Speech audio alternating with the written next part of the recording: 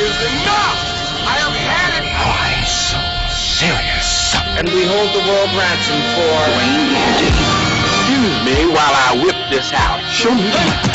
Broadcasting live from the AM 1100 Sports Joc Studios, Atlanta, Georgia. Welcome to Atlanta.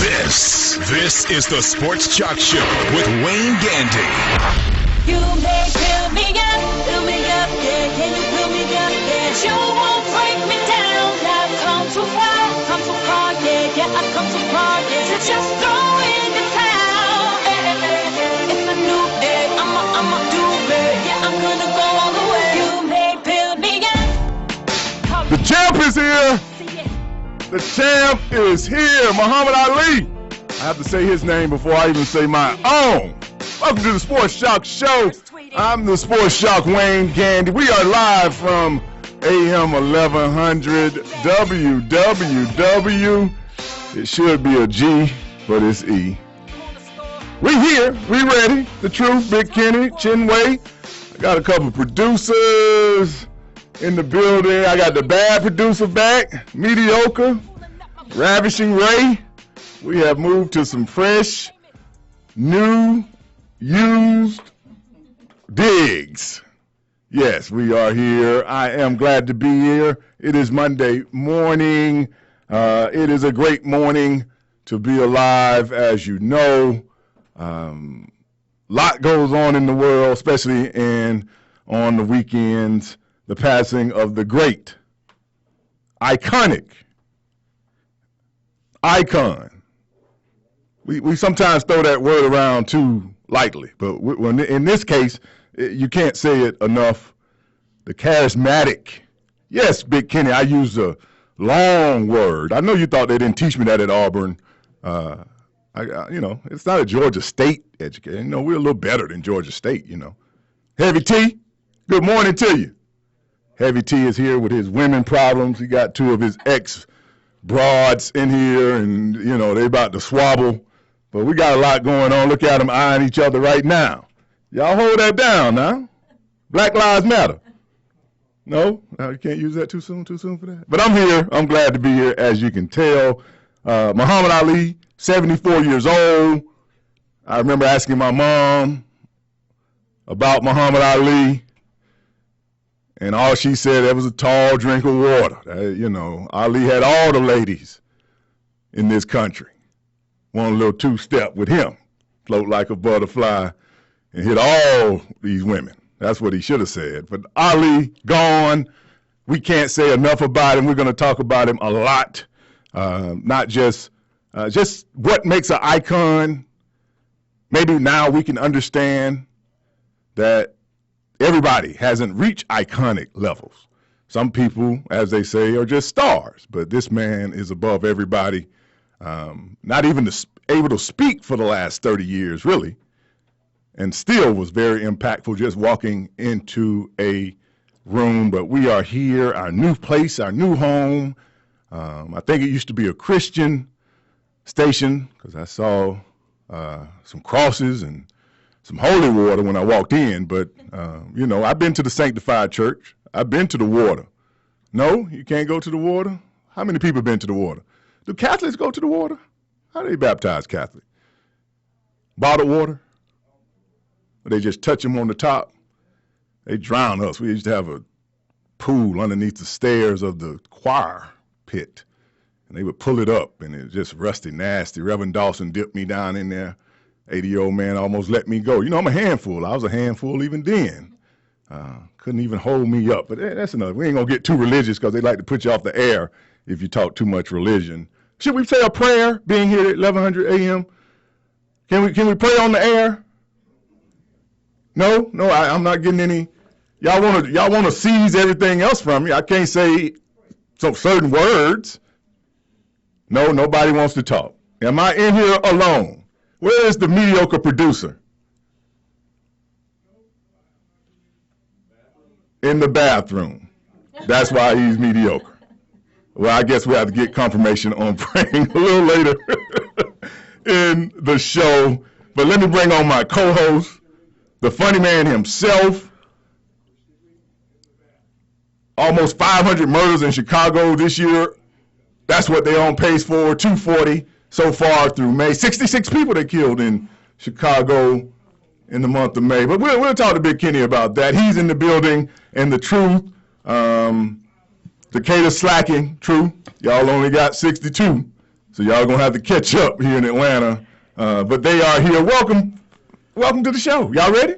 Good morning, Sports Joc. I am the greatest. I'm pretty. I'm beautiful. I'm ready to broadcast. I'm ready to air on the radio. I used to love the way Ali would say, "I'm a movie star.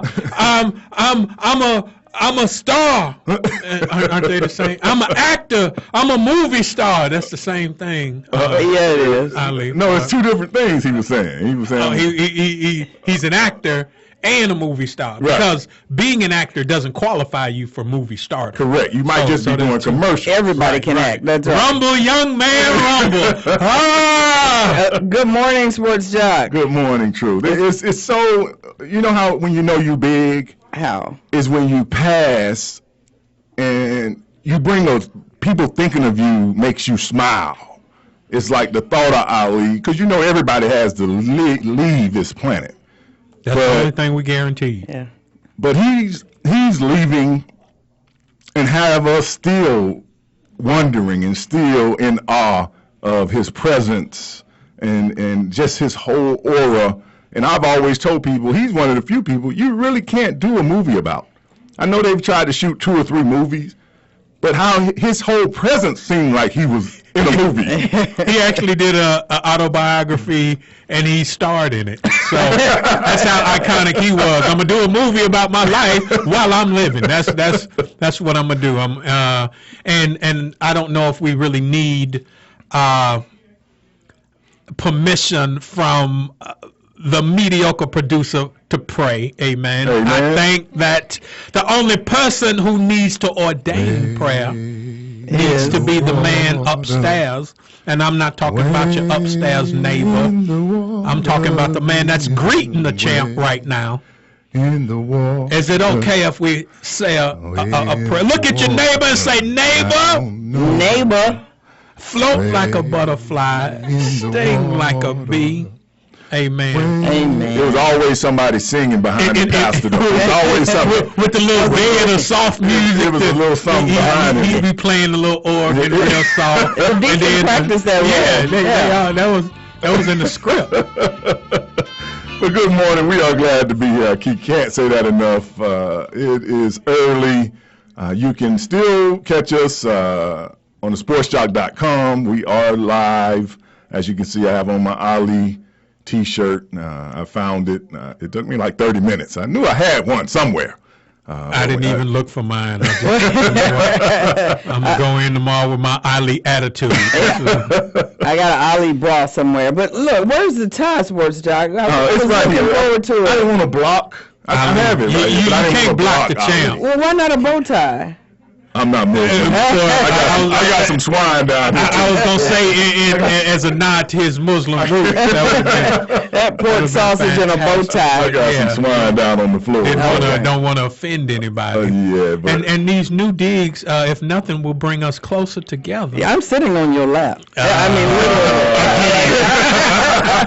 literally. Again, but this time in the studio. Before we go on, we're going to talk about Ali. We talk about the NBA playoffs. Johnny Manziel is back in the news. We have the mayor of Augusta coming on a little later in the show. Boxing, all kinds of. We have a great show for you. We're here every morning. We are going to be here all week. So get used to the Sports Joc and his band of merry people. You can't say men because then they try to sue you for discrimination and that kind of stuff. And you would be wrong.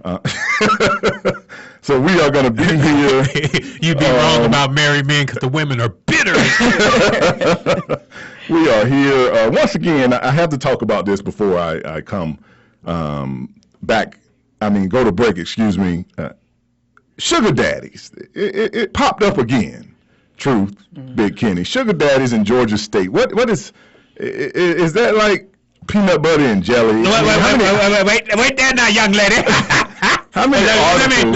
Let me pay something for you now. What did you see? Let me pay for them. What did you see recently? Well, they were talking about how a lot of the women now are using sugar daddies to get through college, so they don't have any kind of debt when they leave, and it's becoming a phenomenon. Oh, it's gonna cost something. That group, and they are very cool with it. They have websites. SeekingArrangement.com is the largest one, where I guess you can go on and quickly get into the whole situation. You know what I want. I know what you want. And there are income ranges. Yeah. You've been there. Oh, yeah. Let me get them school supplies for you there, young lady. I got your book bag and a lunch box there. Well, I'm telling you, it's serious. It's more serious than that. There are expectations about income. So moderate giving, extensive giving, and there are ranges, and you put that in there based on what you want. Well, the article is saying, isn't this just prostitution rolled up in a better wrapper? There are giving ranges. Easter seals. That's exactly right. I just call it sex with a purpose. I mean, these same students are having sex, and now there's reciprocity in it. But how do you break that bad habit? Sex with a purpose. That's prostitution. But you can call it reciprocity. I mean, that's using big words. Or you could be a sugar daddy's prostitute, or you could be a prostitute to Sally Mae. You have options. What was that big word you used at the top of the hour? Sports Joc. Charismatic. My granddaddy had a 2006 charismatic. We'll talk about that a little more. Some women are even going and putting themselves on Craigslist. I don't understand this new generation, but hopefully with Chinway, I did see her name at the bottom of one of them lists.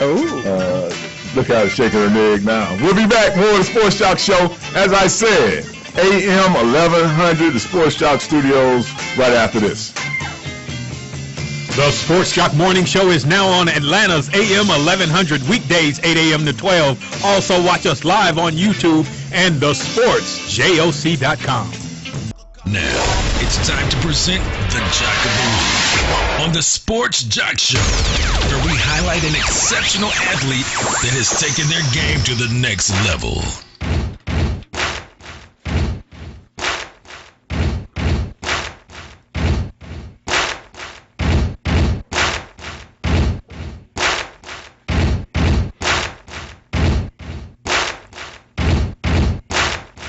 Welcome back to the Sports Joc Show. I'm the Sports Joc Wayne Gandy. Ali Boumaier. Ali, kill him, is what they were chanting with Ali going to fight the young and strong at that time George Foreman. Yeah, that's the grill that you be using to get the fat out of your chicken breast every day. Ali, 1960 Olympic gold medalist, 22-year-old, the champ, beating Sonny Liston 3 times. He was able to get the belt back.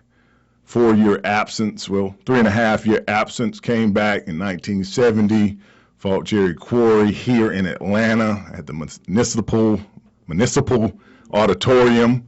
I guess that's the same, now they call it the Civic Center. Yes, but that's where they had that fight. From what I bought one of those back when they had VHS tapes. One of the first sets I ever bought was about Ali because I was so intrigued. I am old enough to remember him fighting Larry Holmes and watching that on the Wide World of Sports. For you people that don't know, fights used to just be on Saturday. Now they pay per view, but it used to be on television. But at that time, Ali was close to 40 years old. Larry Holmes, who used to be a sparring partner, actually beat him in that match, and he retired. But there's not enough words to describe his personality. I think in everybody's opinion, the idea of him standing up and not going to the draft at one point brought about enemies, but when it was all said and done, nobody agreed that we should be in Vietnam. So they realized that Ali had actually taken a great stance because nobody really supported the war as it kept going on. He's a figure that has been in your face, and as I said, icons are people. I have him on the Mount Rushmore of athletes, and why I say that, it is athletes that were before your time, but still echoed as though they just played yesterday. Whether you believe they were great or deserving or not, when you think of Ali or Babe Ruth, Babe Ruth played baseball at 1920, but you heard his name as though he had played 2 years ago. That's how iconic of a figure he had become. So when I look up there is Ali, Babe Ruth, Michael Jordan would be the third. Okay. And my fourth, probably to some of you surprise, is Tiger Woods. We don't have that probably view of Tiger because we are in that same age or of him, but Tiger Woods was a movement. It wasn't just a thing of, it was like everybody in the world wants to go get some golf clubs. Everybody wanted to build a golf course just because of this one personality. I mean, he made it seem like golf was just invented. We're talking about one of the oldest games in the history on the planet. I mean, they've been playing golf since America was discovered. But when Tiger went out on the course, it came off as though, man, what's this new sport, golf? And he was a movement. So I have those four people on my Mount Rushmore of iconic sports figure. That's not knocking anybody. My favorite athlete of all time is Magic Johnson. I thought I was Magic. I tried to emulate him. I messed up all his moves trying to do it, but if Magic was my man. Everybody has their own personal person that actually spoke to them in ways that they played. But I have those four people. I think that three of them definitely, can't be argued. You might be able to argue Tiger, but that's just how I see it. But I do believe those other three. Michael, I believe that's why LeBron James is hated, because Michael is so loved that people find it disrespectful. No matter what LeBron does, you can sit there and, LeBron got more points. Well, blah, blah, blah, the NBA soft. Well, LeBron got more assists. Well, the game is this. Or LeBron got more rebounds. Well, he ain't got this, though. And it's like, I think it's just the love because Michael Jordan was a movement. Nike and his ability to play on the court made him a movement. So the great Muhammad Ali, 1942 to 2016. My mama named me Clay. Isn't that what the joke was, Big Kenny? His mama named him Clay, so I'm going to call him Clay. I'm going to call him Clay. Muhammad Ali, when you think of him, it's like a sun burst in your spirit. Good stuff. One of the things that indicates exactly how iconic he is he was on VHS tape. When you said that, everybody looked like VHS. What is this you speak of, this VHS? And when you talk about iconic sports figures, Michael Jordan, Babe Ruth, Muhammad Ali, Tiger Woods, one of the things that is a mark for an iconic figure, especially in sports, is someone who moves the sport forward. In every industry, there is someone who took that platform and moved it forward and transcended what it meant before. Ali changed the whole way boxing was marketed. At first, boxers were just tough guys. They didn't do a whole lot of interviews. They weren't celebrity figures. They were just brawlers. Ali came along and he became a pitch man. He was the type of person that they would put on late night television. He was the type of person that they would have one-on-one interviews with. People wanted to sit down and talk with him. Tiger Woods, like you said, made everybody want to pick up a set of golf clubs. So, and then Ali, when you said that he was against the draft, we're not talking about the NBA draft. We're not talking about the NFL draft. Like, no, I'm going to hold out till I get the deal I want. He was opposed to registering for the draft as a conscientious objector based on his religious belief. He converted to Islam. And he did this, and not only did he refuse to register for the draft and refuse to go to Vietnam, he did so in a time when black men were being lynched for speaking out. And he was unapologetically against Vietnam, against oppression. He was a champion for human rights, not just civil rights, but human rights for all people. But he didn't mix words. He wasn't a politically correct objector. He was someone that stood up and said that he felt like what you wanted him to do was wrong. I watched a clip over the weekend where his iconic exchange with reporters where he said the Viet Cong ain't never called me the N-word. And then he said, you know, you white boys are breaking your necks running to Canada, running to Switzerland, trying to get out of the war. And now you're going to persecute me. If I'm going to fight against the enemy, I'm going to fight against you. And that kind of stuff was not only unheard of, but discouraged even in the black community. Boy, you going to get us all killed. So he was truly an entertainer. I really appreciated all of the interviews, particularly every time he and Howard Cosell were together. I mean, that was true television. Howard Cosell had the opportunity to interview everyone, but he shined when he chatted with Muhammad Ali. And if you ever go back and look at those interviews, I think they should be rebroadcast. It's entertainment at its finest. Time magazine, not only was he the most popular athlete, they waged that he might have been, in his peak, the most popular person on the planet. I'd give it to him. That's how far-reaching. Yeah, I'd give him that. He fought in 13 different countries, and we don't even know about them 3.5 years that went missing if he could have been in the ring like that. But he is one of those spirits that you felt like, even though you never saw him fight, like he was somebody to admire. We'll be back, talk a little more Ali right after this break. 888-926-7562 or 404-603-8770. More the Sports Joc Show right after this. The Sports Joc Morning Show is now on Atlanta's AM 1100 weekdays, 8 a.m. to 12 noon. Also watch us live on YouTube and thesportsjoc.com. Welcome back to the Sports Joc Show. I'm the Sports Joc Wayne Gandy. Impossible is just a big word thrown around by small men who find it easier to live in a world they've been given than to explore the power they have to change it. Impossible is not a fact, it's an opinion. Impossible is not a declaration, it's a dare. Impossible is potential. Impossible is temporary. Impossible is nothing. That's a quote from the great Muhammad Ali.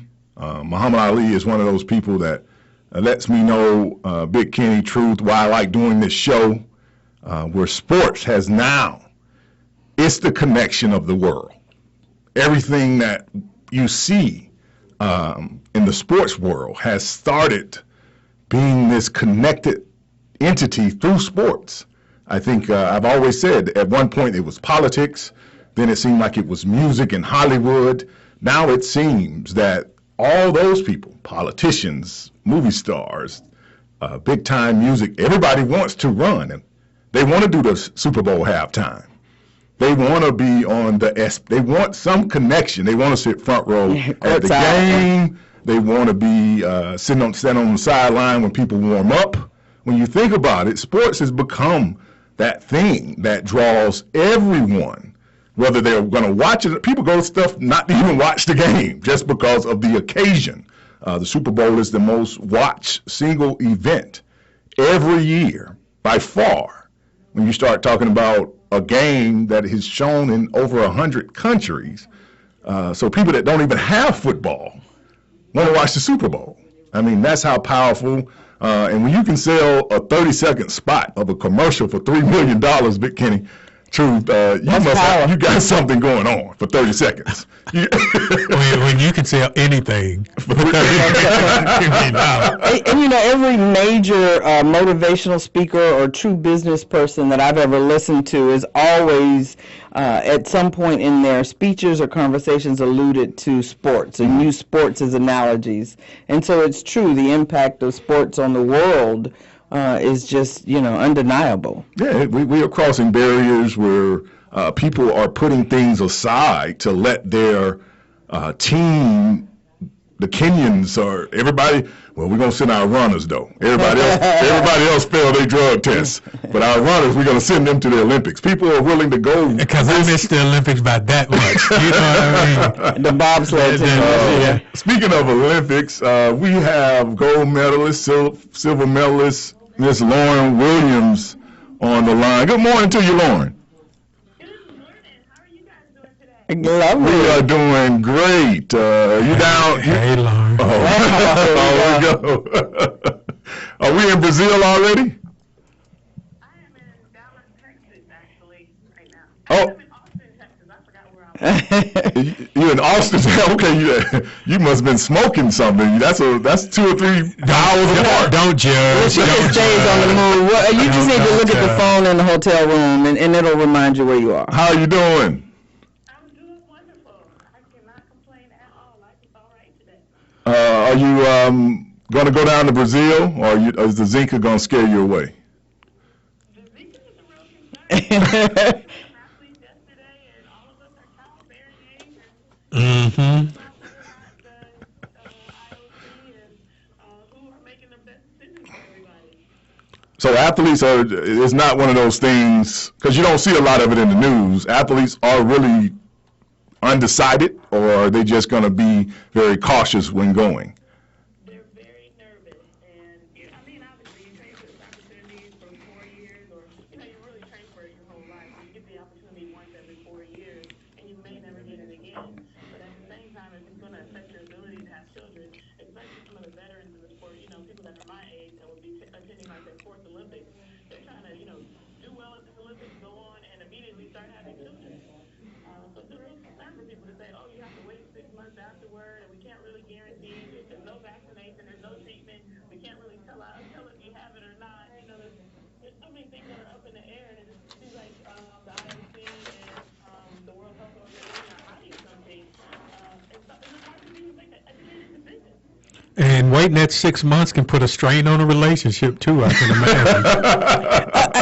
Lauren, this is the truth. Do you have any other concerns other than just Zika? Are there any health concerns like the water or anything else about going to Brazil? I think that they'll be able to pull off all those other things. I think that if you're a seasoned traveler, things like drink the bottled water. It is a third world country. Everybody knows that. We've seen lots of news about them being behind in their preparations. But quite frankly, Sochi was behind and we were fine.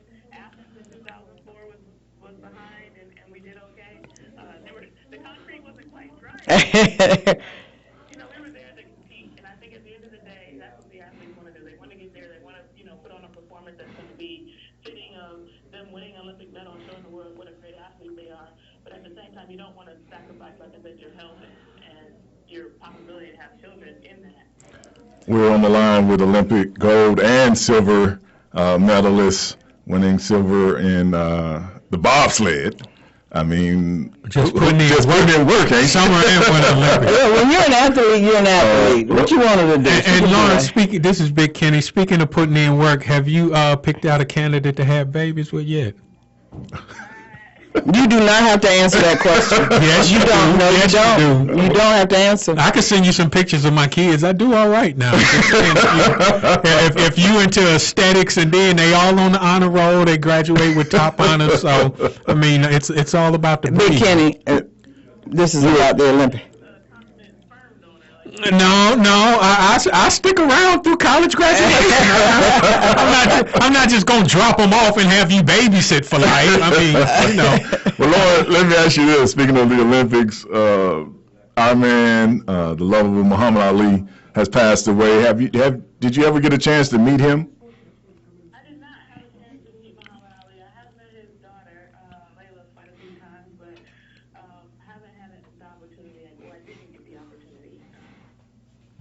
When you hear that name, Muhammad Ali, what does it speak to you? I think that the thing that stands out most to me is that GOAT. Yeah, yeah. And, seeing her 17 years old and seeing that tattoo on someone's arm, and I'm like, all right, now people are just putting anything on. Walked up to him and said, like, what's that all about? And he said, that's her greatest of all time. You don't know about Muhammad Ali making that statement famous? And, of course, Google was out there, but it wasn't quite the same. So I had to go do some reading to find out that was like a staple statement that was associated with him. And to really be considered the greatest of all time and something, and to have a legacy that's going to live on forever and ever. I think that's what we all dream and aspire to be, is that, people will learn about him, kids will learn about him in history books, and he will always be a part of something because he did so many more things than just compete great. He was great at so many different things. Lauren, you say you're in Austin, Texas right now. They're holding the X Games. Are you going to be a spectator at any of those games, or does that matter to you? Are you there just training? I was unaware that Yeah. What will happen is you will win. That's what will happen. You're going to end up with a concussion. that ain't just something you go out and try. No, you may have heard the Sports Joc talking about the Mount Rushmore of athletes, his selection. If you had to select, and let's say female athletes, who would be your Mount Rushmore pick? I'm going to have to go with Williams. I can't really say that because Serena has ever done anything that would warrant them not being on Mount Rushmore. So I'm going to go with Serena, though, I guess, maybe having the stronger overall career as one of the athletes that should be on Mount Rushmore and carrying the Williams name forward. That's a pretty good name to put up there. Definitely. Anyone else stand out? Maybe in track and field? All right, that would be my. Yeah. Okay. St. Louis on. Very good. What about Lauren Williams? We put Lauren Williams up there. I mean, she's a pretty good athlete. She at the top of my list. That's pretty cool, but I think overall careers, I can come up with more people we don't put forward, and I probably would include myself, but I'm pretty awesome at life. Oh, you are, and two more. You got two more picks. Who you got? Let's see. I'm going to say the track and field world, say Wilma Rudolph. Yes. Okay. One more. This is going to be hard. I'm going to go with Billie Jean King. All right. Billie Jean King. Okay. Billie Jean King would like to go with you, too. Great pick. Don't you let Billie Jean take you from me. Well, Lauren, thank you for calling in, and go catch some X Games. Thank you, Lauren. Lauren, two-time Olympic winner, Lauren Williams, track and field, summer and winter. Try that out. See if you can accomplish that goal. We'll be back for the Sports Joc Show right after this. Follow the Sports Joc Wayne Gandy on Twitter at the Sports JOC and get instant notifications of what's coming up on the show. Center Court. On sports, news, gossip, blah, blah, blah, blah, blah. Get out my life, woman. You don't love me no more. Get out my life, woman. You don't love me no more. Welcome back to the Sports Joc Show. I'm the Sports Joc Wayne Gandy. We are here live from AM 1100 Sports Joc Studios. We are here. Call us 888-926-7562. Give us a call 404-603-8770. Thank you, Ms. Lauren Williams, for calling in. Talking about having kids, some of the athletes going down to Brazil for the Summer Olympics, which starts August the 5th. The IOC and the World Olympic Committee will be passing out, or at least have available, 450,000 condoms is what they plan on distributing this time around. In the last Olympics 4 years ago in Sochi, They only gave out, not in Sochi. That was the Winter Olympics. London Games, in 2012, they gave out 350,000. This year, they are going to pass out 350,000 male condoms and 100,000 female condoms. 350,000 male condoms, and Usain Bolt will use all of those by himself. That's just for him. So the 10,500 athletes, which will make up the Summer Olympics, will be encouraged to practice safe sex.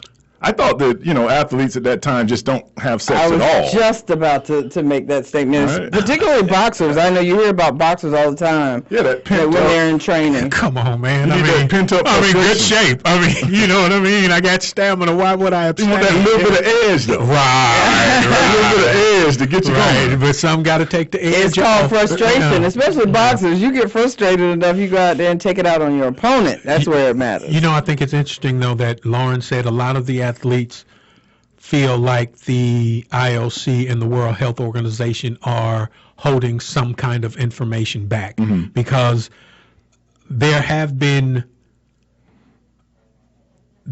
calls from the CDC and others to postpone the games or have them moved to another country. And everybody, money trumps everything. So we've spent all this money. Brazil is the place, so everybody's going to go to Brazil. And even from what I understand from my research about the Zika virus, even without sex, you can still contract the disease, but sex is a way that you transmit it to people who haven't been bitten by the mosquito. So if you're there and you get bit by a mosquito, you have the Zika virus in you, and then you can take it to your prospective country and transfer it to somebody through having sex. And if there's something people ought to know, I really think they ought to tell them now, because you know how it is with the government. It's always, no, everything's okay. Everything's okay. And then, Like Flint. Right. And then all of a sudden, everybody's head starts to shrink, and they go, what? We thought it was just babies. And A group of 150 professors, scientists, and doctors have sent that information that you're speaking of, Vic Kenny, to the World Health Organization, saying that they need to postpone or move due to the Zika. It should be a very interesting summer. We're 2 months away from the game starting, so coming up. It's right around the corner. Can you imagine any athletes boycotting? You're an athlete. It's a team effort, but can you see a standout or two saying, I'm just not going? I can see some of the professional people, the tennis players, the golfers, basketball. So people that are already making money, and this is kind of like just something to aspire to grab more so than my biggest achievement. Because if you're an NBA player, that is your biggest achievement. Now, you can sit there and make it sound like, no, I need that Olympic gold. My country. No, you don't. But for people that really, like the Lauren Williams, that this is their time to shine, this is their time to make a name so they can make a living, they probably will be more enthralled to make the trip. But you can very easily see somebody like a Nadal or Djokovic or a basketball player saying, hey, you know what? No, I am trying to have a kid. I am trying to do this and that. So, for instance, like Lauren said, she's ready to start a family. At what price do you place on your health? So from what I understand, the Zika virus, from the first time we became aware of it to now, has it's morphed into something else. At first it was just something that it was only mosquito bites from mosquitoes in the affected area. Then it became we can transfer it through sex. Then it became there are people in the States who have it who haven't had sex, and they don't even live in mosquito infected areas. They haven't been outside the country. So what if it morphs into something after that? Maybe it lasts longer than 6 months. Maybe it has lifetime effects on your health. So it seems interesting that they're placing the spectacle of sport above the collective health of all of those athletes, because what they're saying is it can be a pandemic because all of these people are these are the world's athletes, not just from America, not just from one other country. These people are coming there from all over the world, and they're going to take that back. So we'll see in a couple of years. And you have to realize you're dealing with two things. You're dealing with people, as far as the athletes go, who are used to pushing the limits. They're used to kind of skirting around the edge. Even some of the events out there, they are used to jumping and trampolines and all this with something already broken. So their mindset is going to be more so, like I said, with especially the sports, that this is their time to shine. Right. Taking that risk. And this is just another obstacle to their performance. I didn't stop for Ebola. I didn't stop for SCARS. I am a champion. SARS. I didn't stop for bird flu. Zika's not going to stop me. And I'm going to leave right after my event. Right. So opening night, everybody will be there. When they have the closing ceremonies, there won't be nobody but the Brazilian team there, because that's how they'll come up with a plan. And also, you're talking about an event that has gone to Germany during Hitler's reign and still had the Olympics. It has gone to war-ravaged places a year or two right after something and still went on when relations ain't even really good. Y'all bombed us 3 months ago. But we're having the Olympics. We're going to have the Olympics. So one little mosquito makes for great construction. one little mosquito is not going to stop this show. So I think we will all be tuned in, when this Summer Olympics comes around. But speaking of being tuned in, last night, the Golden State Warriors once again doing their thing out in Oakland, beating the Cavs in a big way. Everybody keeps understand this. The modern day approach to sports, especially on the basketball court, is different. Once a team starts seeing they're going to lose, they take their players out. That's the new way. It used to be a punishment where coach left his 5 starters. Y'all started this mess, and even though we're down by 30, I'm going to leave you out there. Well, that's not really how they do it now. Once we're not going to come back, they take their starters out and kind of get ready for the next game. Cavs have not looked good at all. They look like they haven't been told that the finals have started. That's how they're playing. Like somebody needs. Hey, this is the first round. Yeah, like somebody needs to let them know the finals have started. You do know that. I think I for the first time I saw LeBron James' frustration with the whole "Are y'all gonna help me?" type mentality. Are y'all gonna help me? He felt like an island. It seemed like I think when some people, y'all read things wrong. I've been where you're sitting there like, are y'all gonna help me? I got 19 points, 9 rebounds, 8 assists. Man, somebody get this dude off me. Somebody gonna. I cannot carry the team anymore. I cannot beat these guys by myself. I think he knows that going into every game. I think that's why he tries to get other people in the game early. He realizes that Golden State is a legit championship team, and different than maybe some other times in the year, where I don't need you to beat the Hawks, and I don't need you to beat Toronto. You had to go Fact is fact, though. It is what it is. Right. I don't need what it is. I can take Dellavedova, Shumpert, and Mozgov and beat everybody. I got this. But to beat these guys, Kyrie, J.R. Smith, Kevin Love, I'm going to need. And people don't realize at a certain point, the first time I've ever cried in a game was in my senior year in high school. And it was rage tears. I was sitting there, we were 0-7, and I just could not understand why I was in this place where I'm killing people, but I cannot win. And I just, because if I hadn't cried, I probably would have punched every person. You said the first time you cried, so there were other times? Oh, here we go. Yeah, when I was with the Rams. That era made a lot of people cry. I was sitting there thinking the same thing. Me and Isaac Bruce was sitting on the bench thinking, crying and praying. God, all this work we're putting in, it's a frustration cry. It's not a sad. You're so mad you can't figure out how to get these other people to understand it's going to take all of us. And I think I saw a little bit of that in LeBron last night. As he was sitting on the bench. When he was sitting, that I got to figure out how to get these guys to realize I'm not going to be able to do this one by myself. Just like I always tell people, different than Michael Jordan. Michael Jordan scored he was the leading scorer. Scotty was the leading assist man. Horace Grant or Dennis Rodman was the leading rebounder. LeBron James was the leading scorer last night, leading rebounder, leading assists, and leader in steals. He feels like his team has abandoned him, so he's all alone. Yes, trust me. It takes a team to win a championship. He was the maddest dude on the court. We're going to go to break. We come back. We'll talk about something. I got somebody to bag. Right after this. Did you get the Sports Joc wake-up call this morning? Sign up for a personalized call and show reminders at thesportsjoc.com.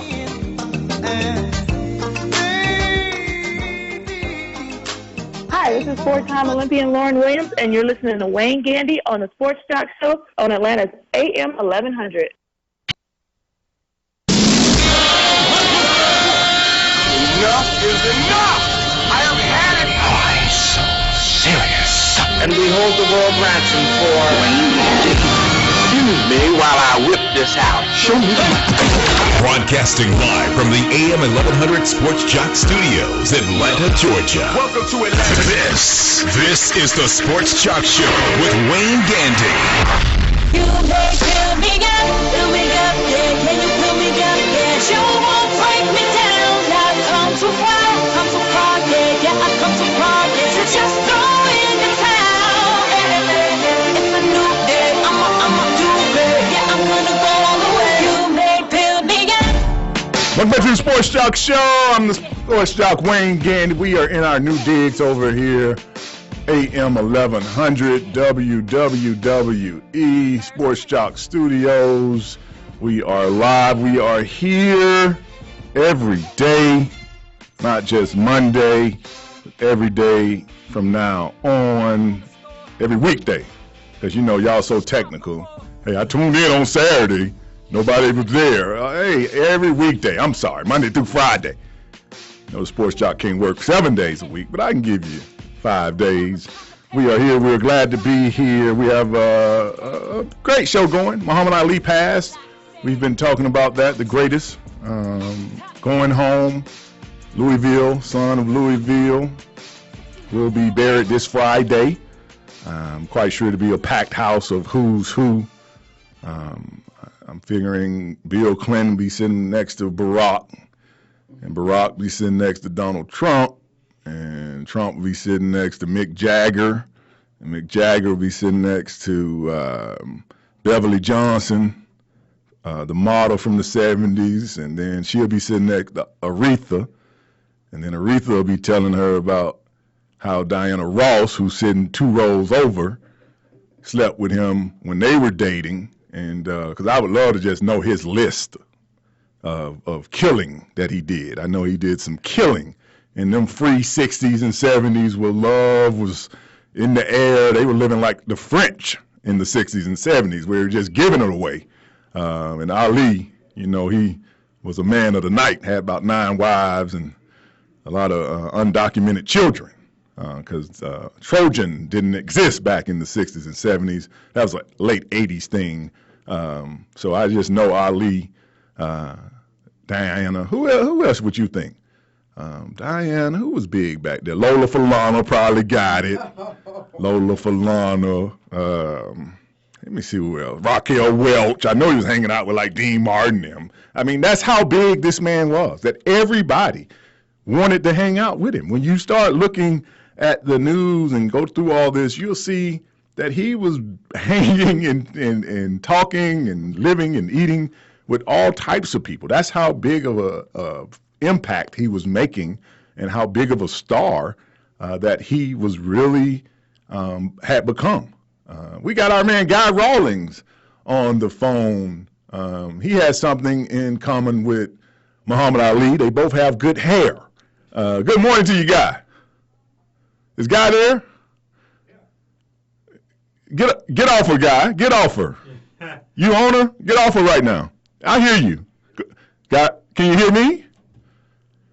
We got a bad connection. Try to get him back on the line. He's echoing right now.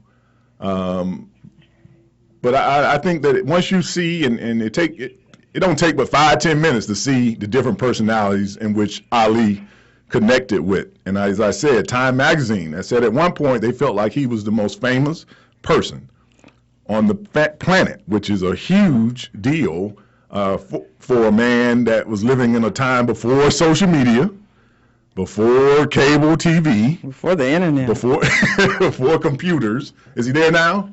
Good morning to you, Guy. Are you there? I'm doing great. How are you?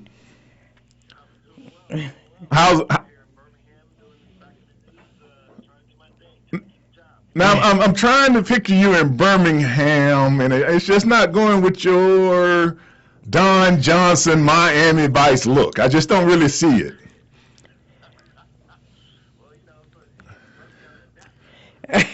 I'm just saying, it's like Donald Trump at a Taco Bell. I just don't really see how that's going to go. You're a Republican. I mean, it's okay. Stand up for your red. Don't you put that on me.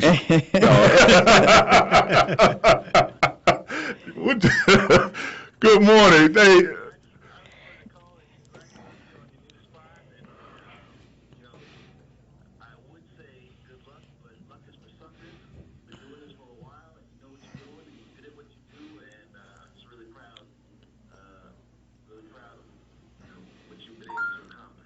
well, thank you. Thank you for calling in. Before we let you go, we have to ask you about the name Muhammad Ali. What does that represent when you think about it?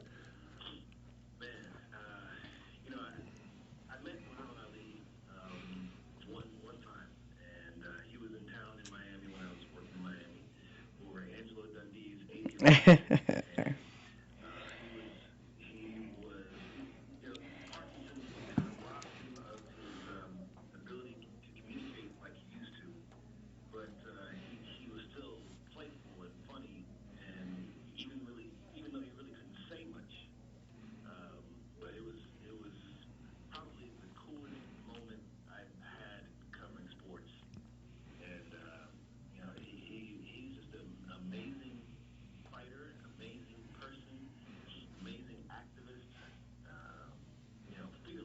Mm-hmm. And if we were all as fearless as he was, we'd all be great.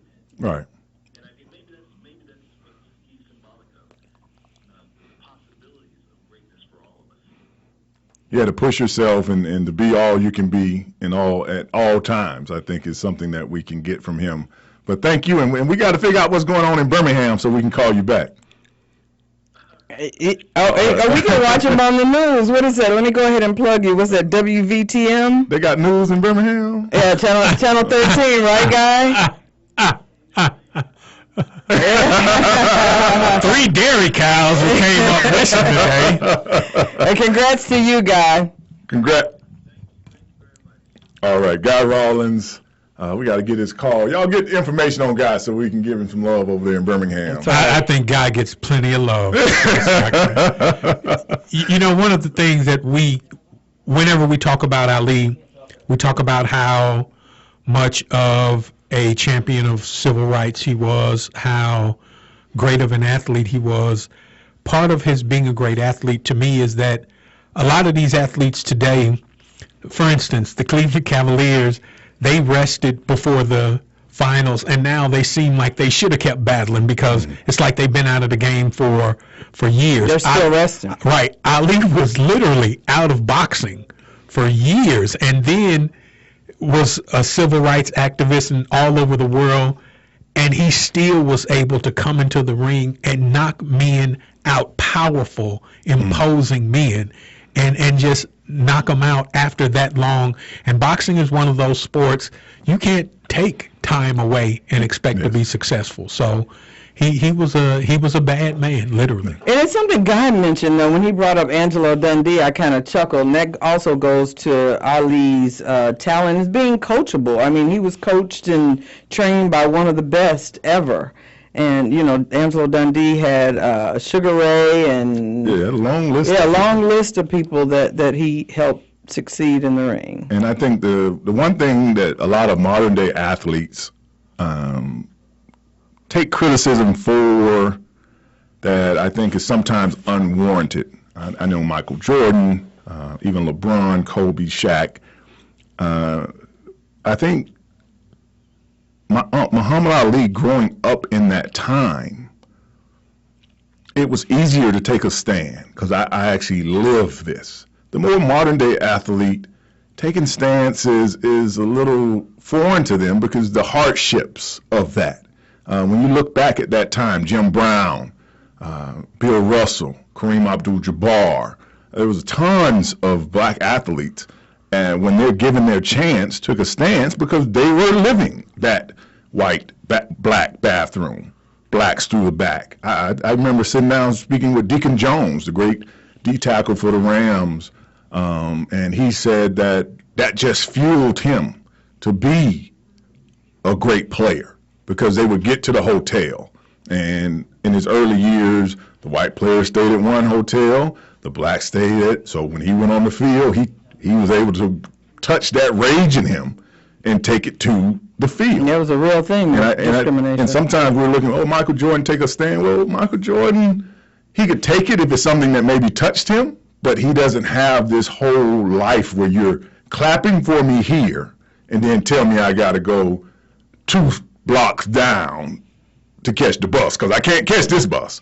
You got to go down here. You do that enough. I'm quite sure Ali and all those athletes from the 60s, and I'm quite sure there's ones I'm missing, had that already in them. So when their chance came and they knew they had some power, a lot of them used it for that kind of occasion to say, to stand up for equal rights. So do you think that part of the reason as well is that because of Ali, people expect you, if you have that platform, to say something? Yeah. Why wouldn't you use your celebrity and your exposure to shed some light on injustice or inequality? Well, you talk about what you have to risk. Ali risked it all. He risked his freedom. He risked his title. He risked his life, literally, to speak out, and the least you could do. So once again, he transcended the sport and moved it forward, and that now people expect more from their athletes. Before that, I don't think athletes were really champions of civil rights. And then after that, now people expect them all to be that way. To be spokespeople. But that's what I'm saying. These guys, they can only speak for the cause that touches them.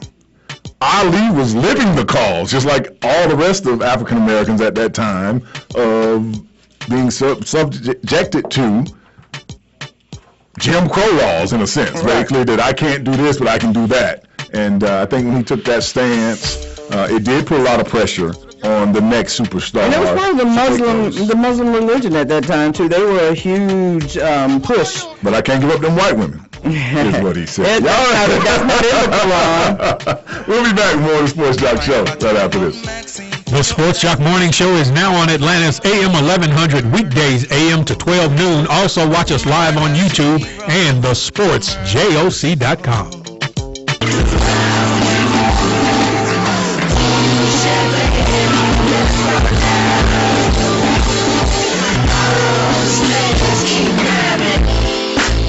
Welcome back to the Sports Joc Show. I'm the Sports Joc, Wayne Gandy.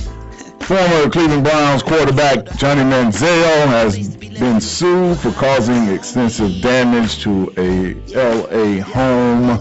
He rented back in April. They're seeking, the Goodwin Group is seeking $40,000 in damages.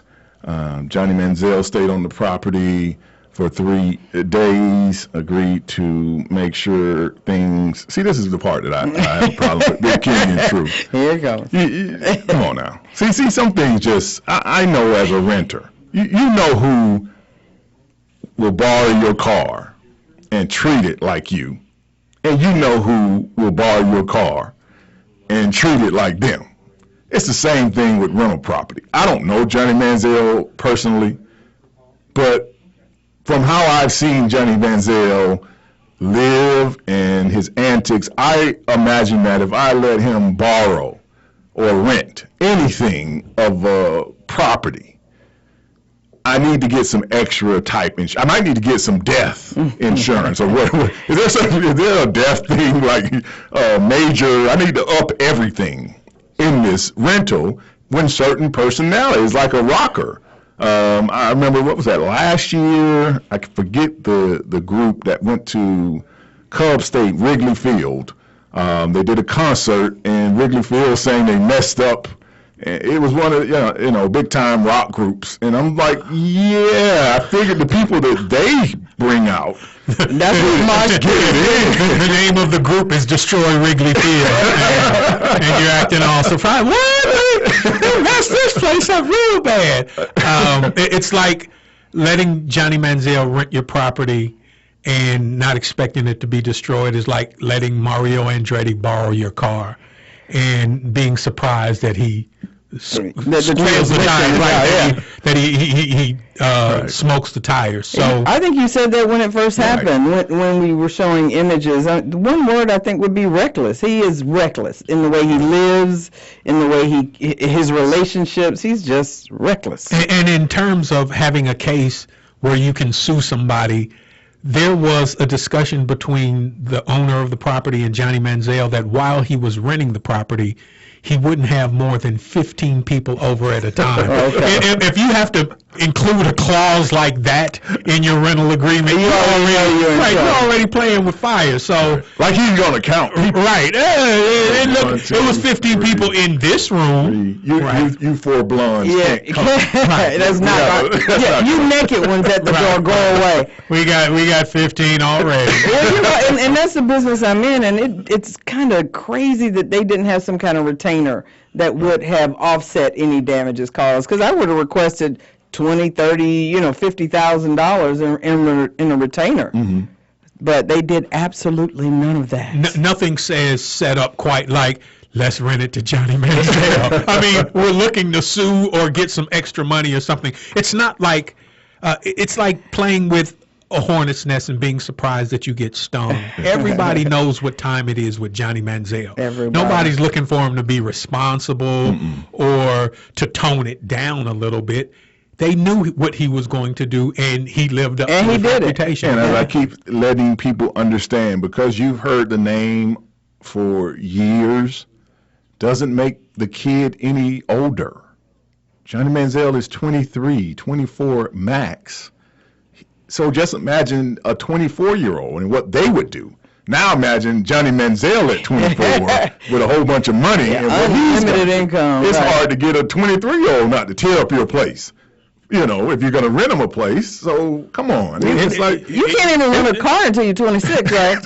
Something like that. I think it is. There are 23-year-olds living with their parents tearing up their homes. So if he's in somebody else's house. Good luck, God. We got our man Jared on the line, the Oakland Raiders great Hall of Fame fan, all the way from Wall Street. Good morning to you, Jared.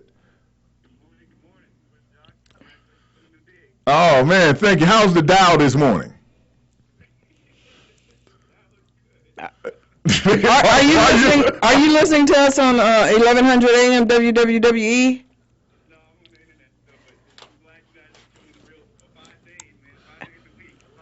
I bet you do. So you can call in with more Raiders questions. When you think of the word Muhammad Ali, the name, what did it speak to you there, Jared? Just the greatest, man. Just one word, the greatest. I mean, just in terms of off the deep, out of the ring and inside the ring. I mean, all his stances, like you were talking about, what athletes today don't do. I mean, I think Katie touched on it. Just sacrificing everything, his title, his money, his freedom, for what he believed in. You're not going to see too many people giving up sneaker deals now. No, they're not going to give up their sneakers. They'll give up their soul to the Kardashians, though, but they won't give up no sneaker deal. But thank you for calling in and wishing us good luck. And every day now, you can tune in. Every day, you're rooting for work productivity. Hey, weren't get some working of that anyway. insider trading working, Jared. Maybe I shouldn't have said that on the air. No. Give us a tip. That's what we need. We're sorry, SEC. We didn't mean it. Sorry, but not sorry. But yes, Johnny Manziel renting a home. Denver Broncos cornerback. I always mess up his name. I want to say Aqib Talib. One of them, Quatel. Come on. What? You're gonna have to get it right. No, you should Yeah, name you're gonna him have to something get like. it right. You should have named him Andy. Well, he didn't have any control over that. He could. He has enough money. He can change it now. Change it to Andy. And what is the best that you can come up with? Because Here we go. Look, you want to laugh? Don't make him. No, do I'm that. I'm trying to think of the athlete he's talking about. Aqib Talib. Is that how you say it? H.E. Yeah, is that what you're gonna call Really him? good player, one of the top cornerbacks in the league, no doubt about that. Winning the Super Bowl with the Broncos. He was in Dallas, Guy Rawlins' former town at V Live, which I think is a strip club. He was shot in the leg. He was not the intended target. Someone else got shot as well in the melee. But he is supposed to be okay and back sometime, probably right after training camp. Talib. Just say Talib. Talib, just say Talib. That's his last name. Now we can start calling him dude that got shot. Yeah. We can just, and be 100% accurate each time. But innocent bystander in this case. And you really can't avoid being an innocent bystander, can you? No. Well, So it happened. Well, you could stay out of strip clubs. You but can live in really, a bubble. Who wants to do that? I was about to say Yeah, you can go to the daytime shift at the strip club. and really, who wants to do that? There's always some white collar crimes going on there.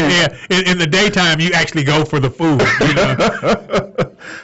Day hours, 12. They open at 12. Right. Look at Ravishing Ray like, no. It got to be one decent one in the daytime shift. Right? No, all the good ones are still asleep. The daytime strippers are like the D League. You know what I mean? They not really ready for the big time, but they in the game anyway. So you might as well let them play. I do know that I met a couple of teammates in Pittsburgh once at the daytime. I fell asleep in the strip club. Nothing going on. I fell asleep. I had some chicken wings, and we had just got out of practice. It was an hour later. I was over there asleep. It's like There was no entertainment? I didn't think I was going to see any. They kept promising me how it's so much talent in the daytime. And then you were awakened by a voice that said, "Hey, you wanna dance?" What? And you looked up, and there was somebody's great grandmother standing there in a saggy bikini bottom. But to live, we hope you a speedy recovery and get back on the field soon. And if there's anything we learned is don't go to the strip club in the daytime. Reason number 52, not to go. But that is Denver Broncos cornerback being shot. And it seems like every offseason now there's a football or basketball player being shot. They should do like they do in school now. Year-round school, year-round sports. You just play. They're just bored. You run out of stuff to do when you're not practicing and playing. And it's usually after 2 o'clock. Maybe that might be the key. Maybe leave at like 1:30. Because it's always when they tell you what time it is, 2:30, 2:45, 3:30 a.m. Okay, so 2 o'clock is the bewitching hour. We're going to call it that. Or if some dude say, "Hey, I shoot you," believe him. Yeah, they say if you ain't closed the deal by 1, we're going home. Everything there after 1 is a problem. It's a problem. I'm Clearly. We'll be back. More of the Sports Joc Show. 1100 AM studios. Sports Joc Show here every day. We ready to go. We'll be back. The Sports Joc Morning Show is now on Atlanta's AM 1100 weekdays, 8 a.m. to 12 noon. Also watch us live on YouTube and thesportsjoc.com.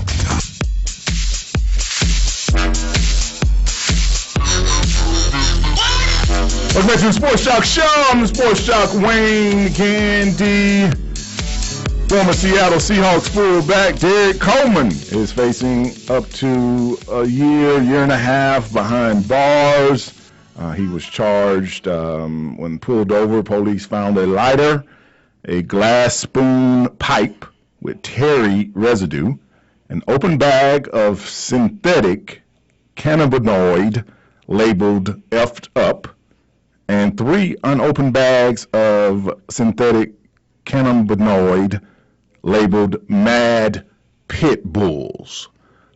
So I guess I don't know what he was smoking, but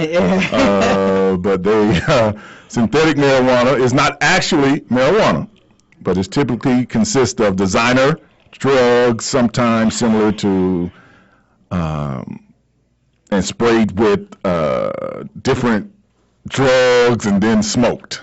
So, Big Kenny, Truth, I know that y'all don't smoke Mad Pit Bulls. No. Y'all probably smoke some of that off the deck over there off of Candler Road.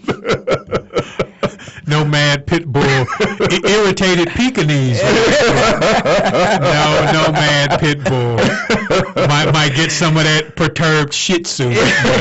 But no Mad Pit. And now this is the question that I have is he's facing a year and a half for a synthetic.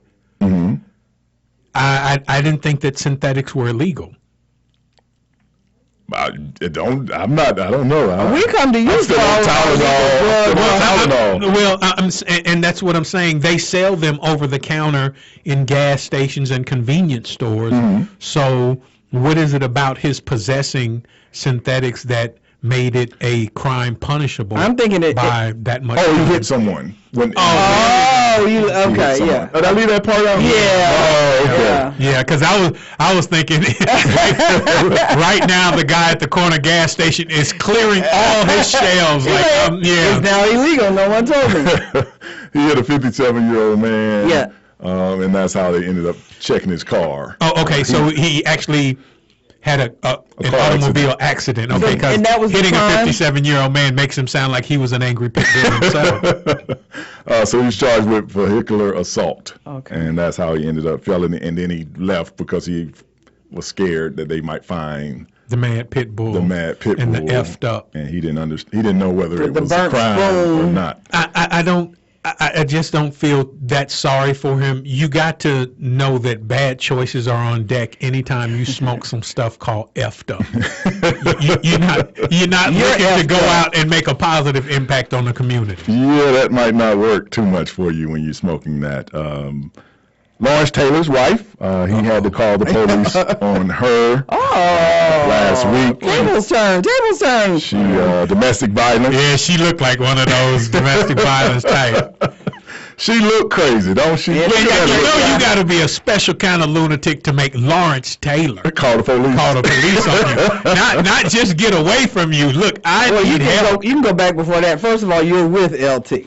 So there's that. Yeah, I'm rolling with LT.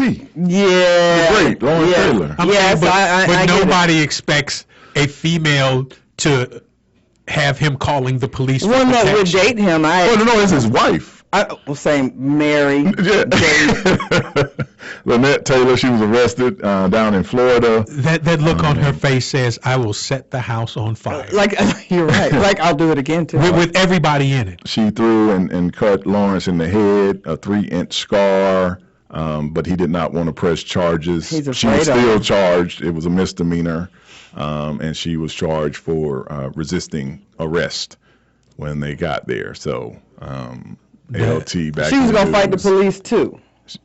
Yeah, I guess. Obviously, she did. They probably was on some of that Mad Pit Bull. Well, I don't know. It's interesting. A lot of here in the state of Georgia, if you are accused of domestic violence and the victim wants to drop the charges, the state automatically picks the charges up. So there's no way around it. You will go to court, and the case will be heard. And 9 out of 10 times you will get some sort of punishment. It's rarely dismissed.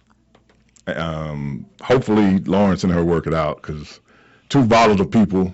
I mean, Lawrence Taylor, we know how what love is. He gets down. They might have one of those love-hate relationships. And she's 42, LT is 57, 56. I mean, who gonna take her now? It'll be.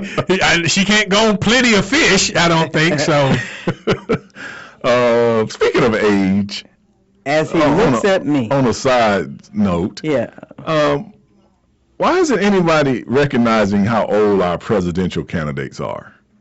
Like, you don't really, I mean, by the time election comes around, Bernie Sanders, if elected, will be 75. Mm-hmm.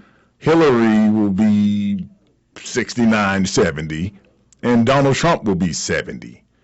They are the oldest candidate since Ronald Reagan to be voted president. I mean, Barack was like 48. Yeah. Bill Clinton was like 45, 46. And I think the Kennedys were in their 20s. Well, JFK, he was 43. Right, he was the youngest ever. I was about to say JFK was fresh out of high school. He was young. Nobody's really talking about that. Like, I think right now, because of the political climate, is so chaotic, and the rules have been changed so drastically that nobody's had time to pay attention to the fact that they're so old. But I mean, when you look at Bernie Sanders, you think to yourself, that's an old guy. And then he's, what if he gets 2 terms? Right. We all remember the situation that Ronald Reagan found himself in at the end of his 2nd term when he started having symptoms of dementia. So it's amazing to me that they haven't even addressed that issue constitutionally, where maybe you have to be a maximum age to run for president. Yeah, I just thought it was one of those stories because I was reading up, trying to keep lightly up with all this chaos because they just seem to be in a smear campaign on both sides now. So you can't even get to the real points anymore with all the smearing. But I was thinking, wow, Bernie Sanders 75. It's not you could be year 2. And you couldn't even be surprised that he passed away. And, we were always talking about connecting with society. That age, 70, basically all of them are 70 by the time election rolls around, is some old candidates. It's some I thought about it when John McClane was running. I thought he was just decrepit and old. I was like, oh my God, John he's not McCain's gonna make been it. old since the late 80s. I thought about it in previous elections, but yeah, this election is so convoluted with so many other issues that age really, I don't know when we're going to get to that. We got to get past so many other challenges. Yeah, I just thought it was very interesting that we were putting old candidates because the workload of the president has increased. I mean, it is every other day seems like type flight. Like we gonna be doing 12 countries in 12 days, and my mom just turned 70, and it's soft food and plenty of rest. and everything wears out in 70 years. Your knees, your back. You've got to be physically, mentally fit in order to really conquer that office. You're right. And with the office of president, we're always projecting power, and you've noticed with Clinton, with George Bush, with Barack Obama, they do photo ops of them exercising vigorously, playing basketball, jogging for miles, riding a bike. And I don't see either of these candidates being capable of having those exercise photo ops. You can't see Hillary like running a marathon or anything like that? Maybe chasing Bill. Come back, Bill, where you going? I was trying to imagine one of those action movies where they're supposed to, the bomb goes off and they got to run to the limo through the tunnels. Jiggle it.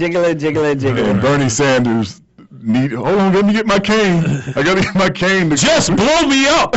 They have a special security squad just to carry him around in case of events like that. And for you people that are going to be trying to jump the White House fence,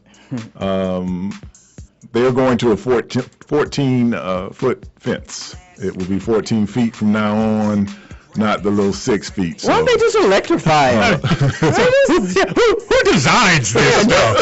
Who designed Don't this? make it bigger, make it hot. It took till 2016 to think, hey, let's make it higher. Let's make it higher. Hey, they jumping the fence now. We'll be back. More of the Sports Joc Show.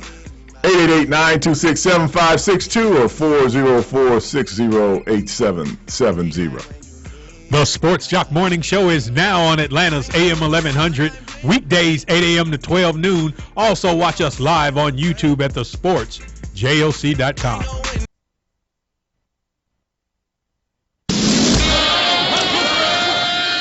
Enough is enough! I have had it! Why so serious? And we hold the world ransom for Wayne Gandy. Excuse me while I whip this out. Show me that. Broadcasting live from the AM 1100 Sports Joc Studios, Atlanta, Georgia. Welcome to Atlanta. This is the Sports Joc Show with Wayne Gandy. You may fill me up, yeah. Can you fill me up, yeah? You won't break me down. I've come too far, yeah. I come too far, yeah. So just throw in the towel.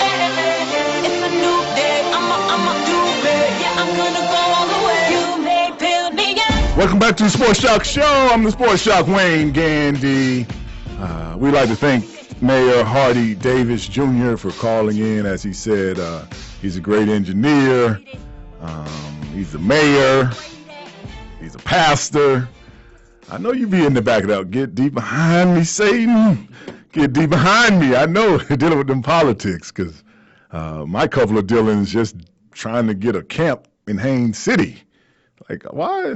It's so much of that. I want the credit. Do it over here. I don't know. Red tape all over the place. But we definitely have to get down and see the mayor of the second largest city, as he said, in the state of Georgia. Pretty coarse, though. If you ever go out there, the azaleas, I want to actually steal their recipe. I don't know how they keep theirs so healthy. Mine lasts like 3 days. They bloom and die. And theirs be beautiful out there all the time. I know quickly I spoke about the AAA thing. I can't say it enough for you parents. They say last year around our country, 8 to 10 kids died a week or a day, some crazy number where you're like, wow, really, in car crashes. This is the deadliest time for kids. You know you're 16, you got the car keys. As Big Kenny said, the number one reason is distracted drivers by other people in the car. Maybe that might be the key. One, explaining to your kid, maybe you get that one friend, but it ain't none of that 5, 6 people piled up in the car and, and all that joking and stuff. Driving is serious all the time. I always wonder even why they haven't put laws about holding dogs while you're driving. I always wonder that. Like, that, how can that not be a distraction, something walking and moving as you're driving? Make them put them in a car seat, just like you do a kid. Like, make them sit in the bed or something. But kids, watch out, pay attention. Only 10% is due to social media and phone. They say most of it, as once again Big Kenny said, is distracted by other people in the car. The 100 deadliest days. I did get out to a movie. Went out to see Teenage Ninja Turtles. Pretty decent. It was a Teenage Mutant Ninja Turtle movie. Yeah. That's what it was. It wasn't nothing special. It's great to see how that little Megan Fox girl body bounces back. Like, I don't know how you get back to that after 2 kids and now with a third. Like, I don't know whether it's the surgery with them Hollywood people break ribs and stuff. You know how they keep themselves fit or their stomach down or something? They break a rib so the stomach never goes out. How is it done? How is that true? Are you asking me? Well, it's a trainer who is in your face. Okay, get up. You're going to eat this. You're going to do this. I mean, when you got money, you got somebody there to really control your eating and your workout. To get you back to that weight. So it doesn't necessarily have to be surgery. That coupled with the fact that they shot the movie in 2014, you know what I mean? Sometimes they shoot these movies so far in advance and they shelve them for 2 or 3 years before they release them. So here in Atlanta, R. Kelly will be at Philip Arena on Saturday on his world tour now. I don't suppose you're going. Yeah. Me and Kels, I like Kels. Yeah, we know. I'm a Kels guy over Stevie. I don't get that Stevie Wonder. It just makes me want to play cards all the time when I hear Stevie Wonder. But that's you and Big Kenny, man. It's your birthday, and then everybody is pumping. Kels is a homeboy, so of course I'm a Kels fan. R. Kelly is here. I think Dolly Parton. I remember Dolly Parton is opening for Kels. That's the first thing I thought. Are they on the bill together? No. That ought to be a diverse concert. I just want to see the green room at that show. I think Dolly Parton is out on her country tour as well. Really? It's been a long time since she's been out on a tour. I don't know a Dolly Parton song at all. Working 9 to 5. I thought that was just the movie. Here you come again. That's Dolly.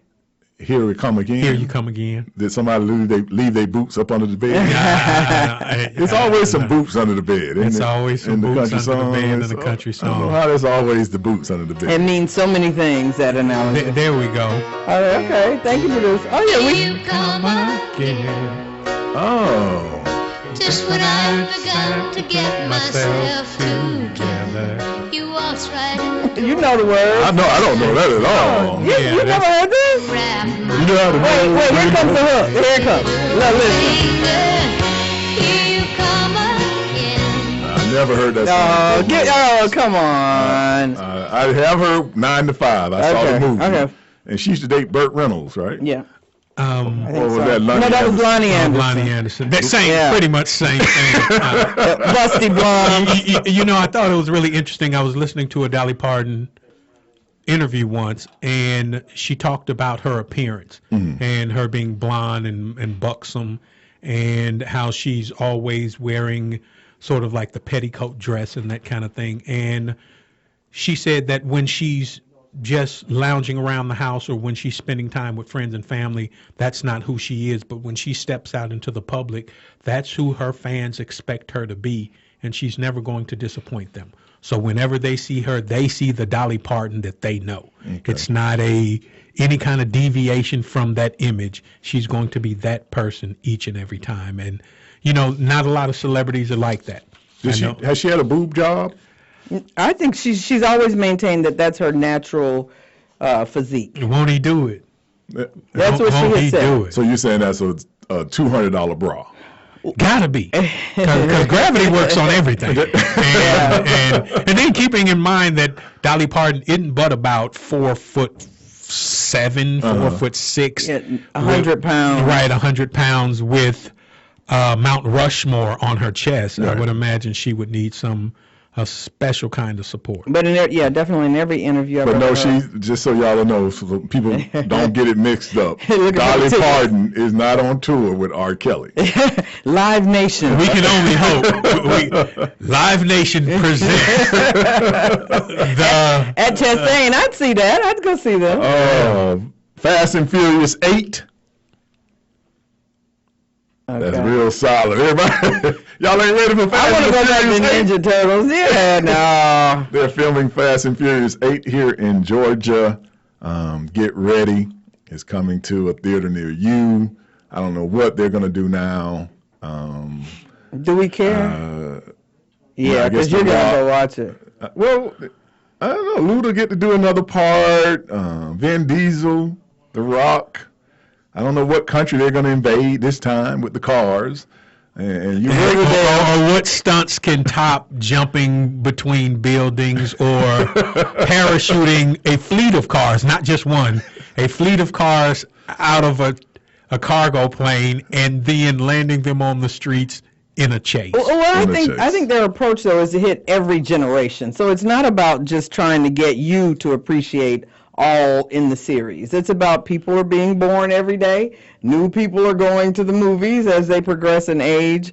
And so I think that's what the point of all of those movies are. Aside from the box office proceeds. I would imagine that had something to do with it, too. And our man, Boy George and Culture Club, they're going out on tour. They'll be at Chastain Park July 19th. Seal also, but Boy George. Are they going to be together? I thought Boy Seal and Culture Club? I mean, are you doing that? No. They're two different times. Okay. Because that would work. I thought you were putting together some promo packages. I didn't even know Boy George was still touring. For you people that was born, you millennials, Boy George was the second coming of Elton John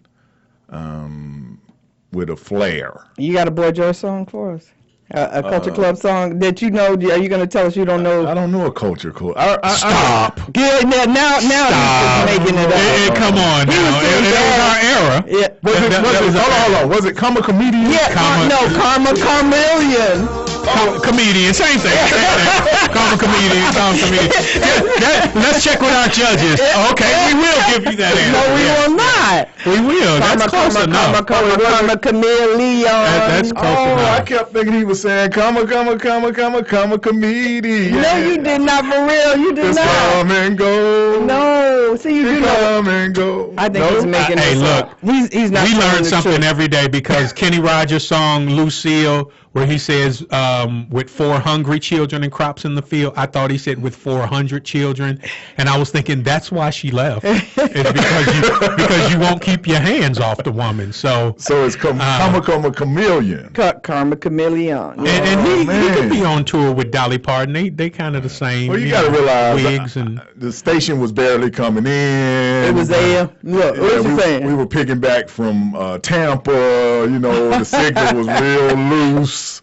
You couldn't. We didn't have but one speaker, so it sounded like comedian in my speaker. Okay. I remember Amadeus though. Amadeus. Wasn't that Boy George too? No, that was not Boy George. you had a real weak signal coming out of Tampa. So who was that? That was Falco. I don't know who that is. I thought. But you know the song. Yeah, he just said Amadeus. Amadeus. And now Did you hear both versions, the English and the Amadeus. Okay. He said that for like 4 minutes. Amadeus. Did he even have lyrics to that song? There were other words. And now you thought you knew classical music, right? So you're like, oh, I like classical music. Falco is his name. Yeah, it just make you. This is what inspired me to go into comedy. I'm a comedian. Yeah. Make you want to get your foot loose on, you know. We'll be back. More of the Sports Joc Show with chameleon right after this. Did you get the Sports Joc wake-up call this morning? Sign up for a personalized call and show reminders at thesportsjoc.com. Welcome back to the Sports Joc Show. I'm the Sports Joc Wayne Gandy. Comedian. Don't listen to these people. Me and Boy George, we go back like 4 flats. We went to Boy State together up in Tallahassee. I had to tell y'all, when I was I had a homosexual, Jewish guy and an atheist and me. We were all roommates at this thing called Boy State back in spring of '89. And you talking about a 4-day trip. I had to catch the bus to Tallahassee. You know, I was still in high school. But I'll tell you that later. We got 10 minutes. Yeah, that sounds like a whole segment right there. And exactly why did they call it Boy State? It was about learning about government. Right, they were trying to get people to want to go into government. I remember I would never qualify because you had to be of exemplary behavior. So. And pass the test. Yeah. But we have reached the point in our show where we like to get our social media news in. And are you from Scotland or Ireland today? Great Britain. Oh, Great Britain. Great Britain. Britain. And you know, when I was growing up, you have the world, what's the class in school? World history. And they always spoke about these 3 places, Ireland, Britain, and Scotland. Like they're worlds apart. So and we're like, Scotland, Ireland. They're like a long swim between all 3 of them. And they was all related, basically, and they just mad. It was a family feud, in a sense. But go ahead, British. Well, first off, congratulations to Lieutenant Deshauna Barber. She was crowned Miss USA last night. She is a sister, so congratulations. And everyone seemed to fall in love with her because during one of her questions, one of the judges asked her that the political correctness over the military's ability to perform is being executed by being allowing women to be a part of the military. But she said that, I think it's an amazing job by our government to allow women to integrate into every branch of the military. We're just as tough as men. So congratulations to her. And also, the second runner-up was Imani Davis, and she was Miss Georgia. So congratulations to both of them for making it that far in the competition as well as winning. So that's really awesome. Happy to see that. They still have the Miss America comment. What is that? That was I Miss thought USA. Donald Trump canceled all that. They still have the Miss USA. Do they do the bikini contest still? Yeah. I think so. I thought y'all had come a long way. They call it a swimsuit competition. That's the political. Politically correct. But it's still guys at home going, yeah, Miss Georgia, I want you to win.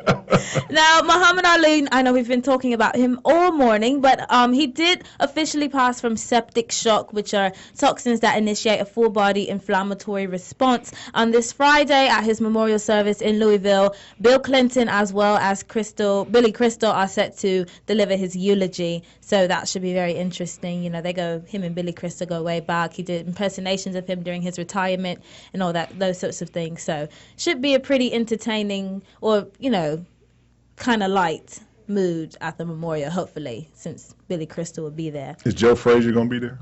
I didn't see anything about Joe Frazier's dead. I'm just messing. Now, toxicology reports He'll be there in spirit. say that Prince did overdose from opiate fentanyl, according to the Midwest Medical Examiner's Office. Am I saying that correctly, Bitkinney? Fentanyl. Fentanyl. Nil. Opiate fentanyl. Okay. And the drug is supposed to be 50 to 100 times more potent than heroin and morphine, according to the USDA. It's still being ruled as an accident.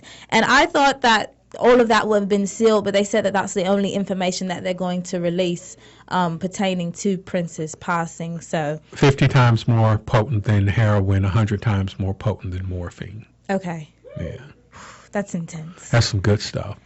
So they said right now it is under criminal investigation, even though it is being ruled as an accident. So I guess they're still trying to figure out exactly what happened. Where he got it. where he got it from. Yeah, right. Yeah, they said that they have a name of the guy who picked up the drugs for him. Uh-oh. He got it from a girl named Nikki. He drove a little red Corvette. That guy is in trouble. Now, did you guys know that Demi Lovato has been dating Wilmer Valderrama for the past 6 years? No. Yes. That 70 show, Wilmer Valderrama? Yes. I want to tell you something, America. Demi Lovato. That is to be like your one of my boyfriend. favorite shows. I had no idea, but they've been dating for they were dating for 6 years, and Demi Lovato is only 23. So that means that they got together when she was roughly 17, and he's 36 currently. So he was about 17 is the legal age in some states. That's still really Especially young. where Fez is from. Where he's from, it is That's very legal. extremely young. is. But she wrote a letter on Twitter saying that after almost 6 years together, we decided to end our relationship. This was difficult, but we're better as friends. Love, Wilmer and Demi. Wow. So that's weird. Now, which one is Demi Lovato? That's the one, not Miley Cyrus. the not Miley Cyrus one. That's the one with the Taylor tattoos and no, not Taylor Swift. Demi She's got Lovato, dark hair. she- She's the one that can actually really sing. Jessie She J? used to be on Disney, didn't she? Right. What was What- her what show? Disney show? With tattoos? No, Well- this was before. Oh. Before the tattoos. I don't remember what show. Let me hear some of that Demi Lovato. I think Demi Lovato was on. Was that Jessie? No. No, that was Jessie. That's They Demi look alike. Lovato? Is this her playing? Oh, she looks like Bruce Willis' ex-wife. Like Demi Moore. But yeah.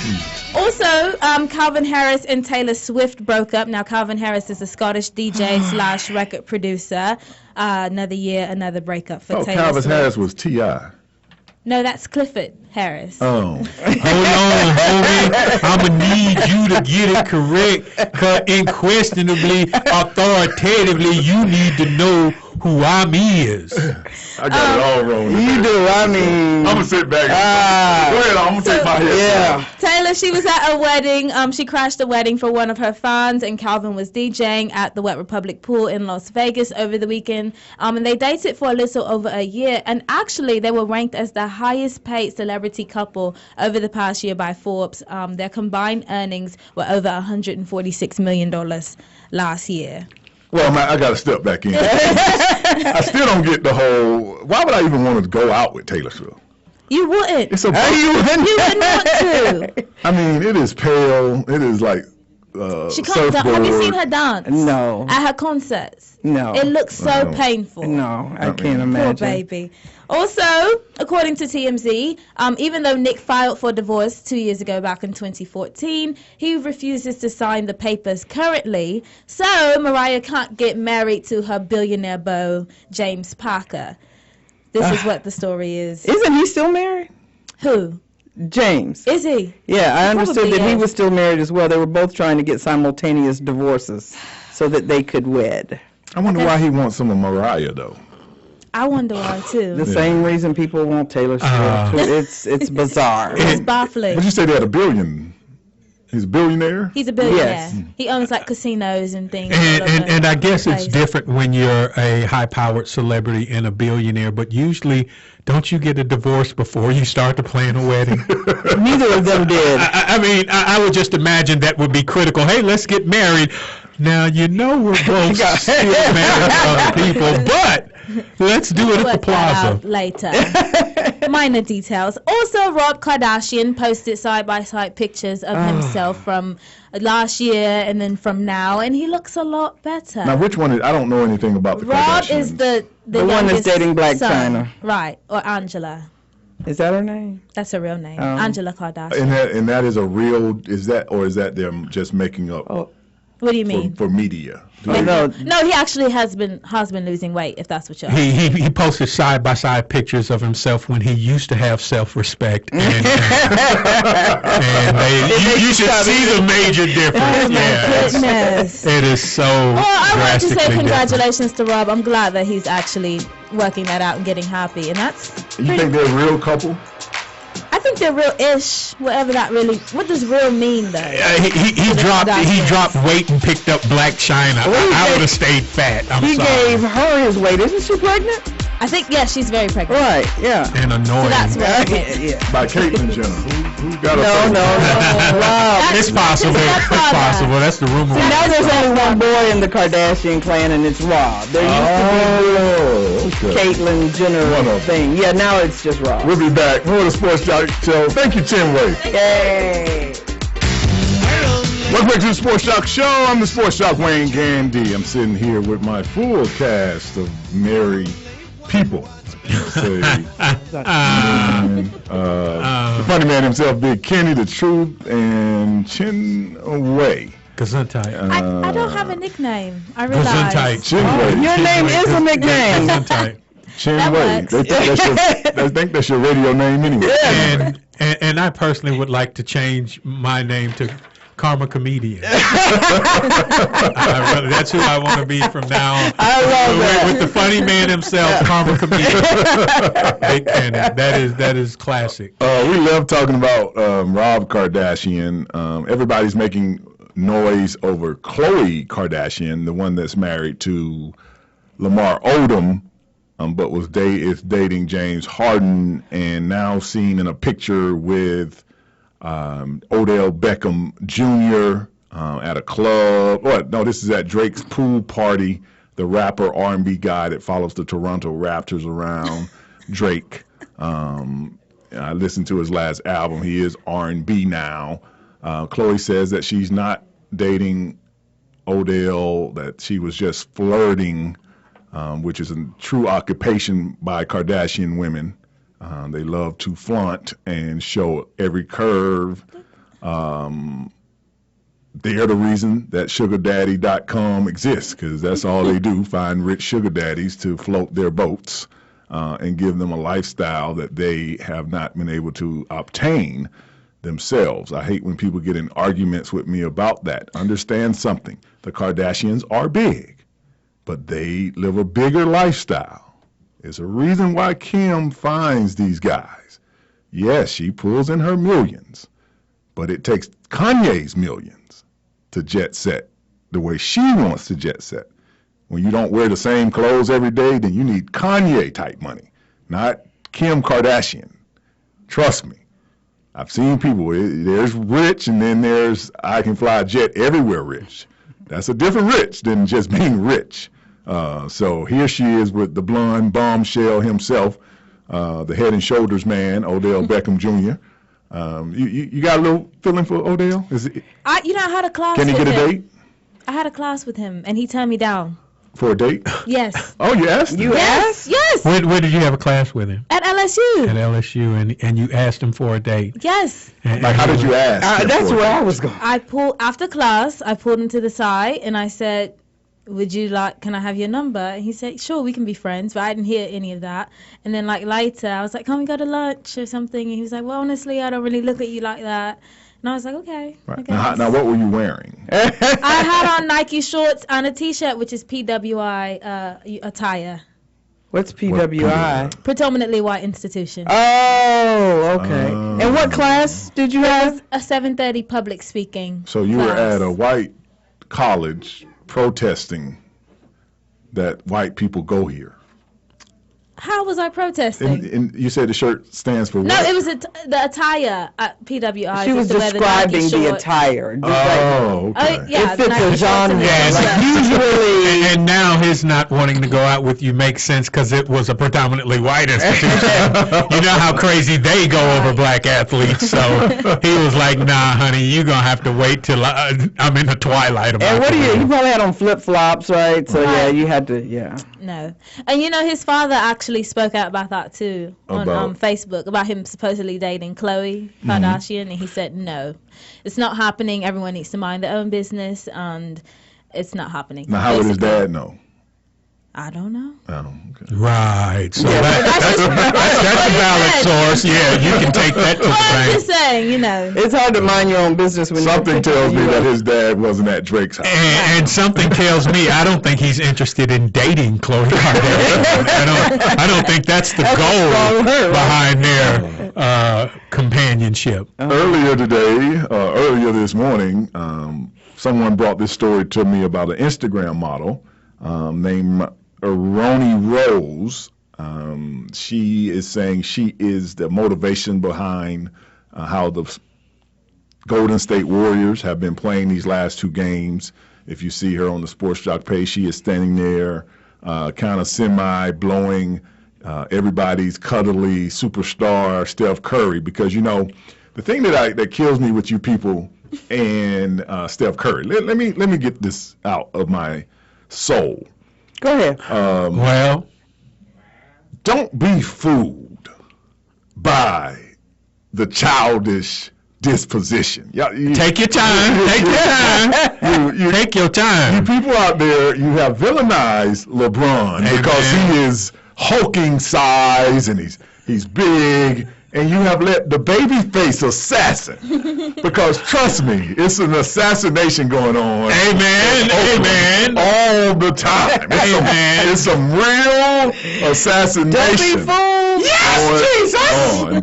In Oakland. He was taught by a Jedi Master himself and his daddy, Dale Curry. And the leaf doesn't fall far from the tree. Amen. Not just how to shoot a basketball, but how to shoot at him. Hello.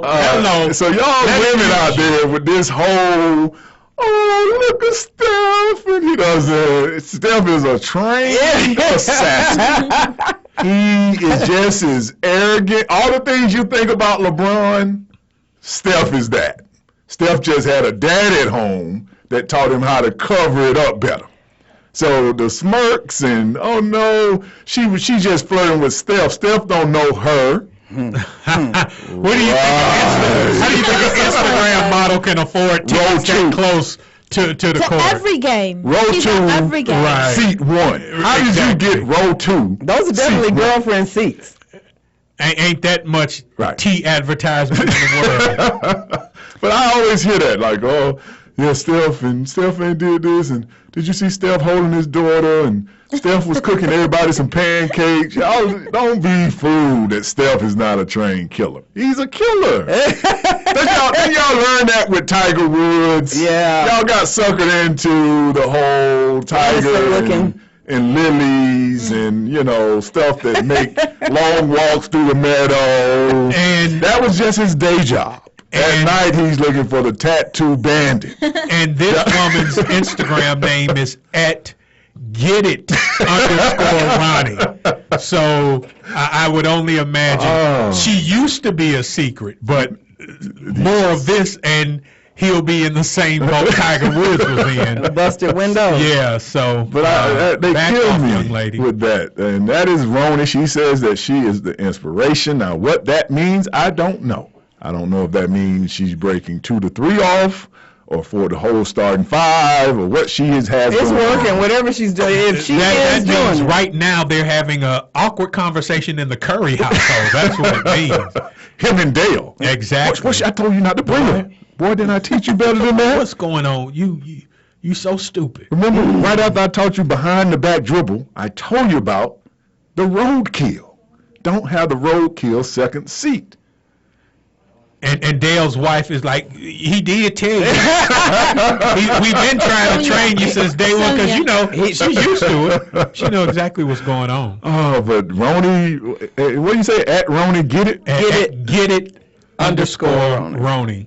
Get I it. looked up the definition of Instagram model Roni. too. Now, if that don't say sugardaddy.com, get it.com, or whatever you said. And what is the definition of Instagram model? Girls on Instagram who Photoshop all of their pictures, wear pounds of makeup, and have 250,000 followers, or an extreme selfie taker, usually with a nice body broke, with hopes of an athlete hitting them up in their DMs to meet them and get them pregnant. Hold on, see, that's so athlete. Why they just got to be? Drake, Lil Wayne, they ain't on DM.